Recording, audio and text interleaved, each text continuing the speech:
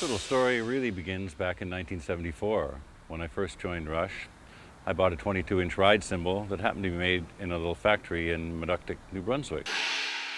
And I used that same ride cymbal for the next 29 years.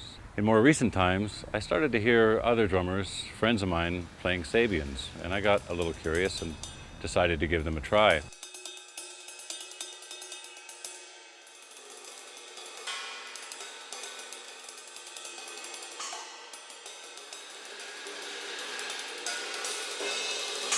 To my great surprise, they really blew my old cymbals right off the stands.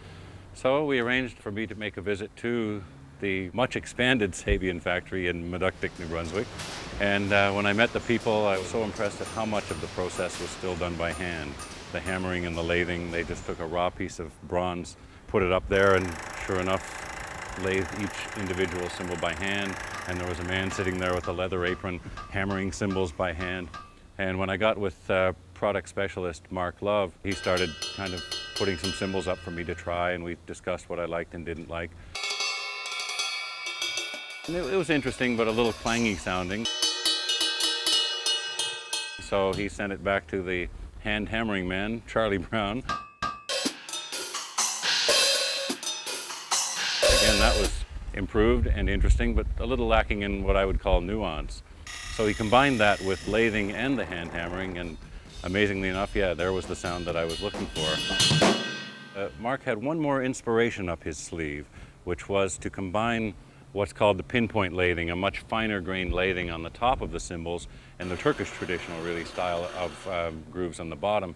And the combination of the two was something fresh that hadn't been tried before and had a remarkable effect.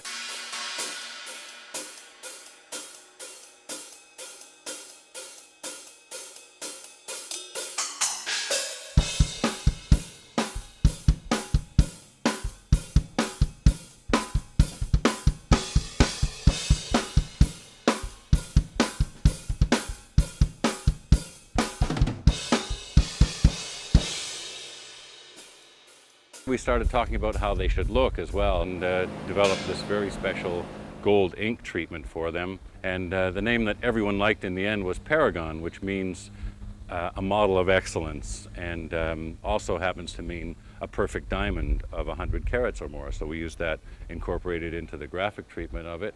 We had a sound and a look and a name, a creation that we were all very proud of, and that I could put up on my drums and play as something that after almost 40 years of playing the instrument, I felt that I'd been involved in the design work.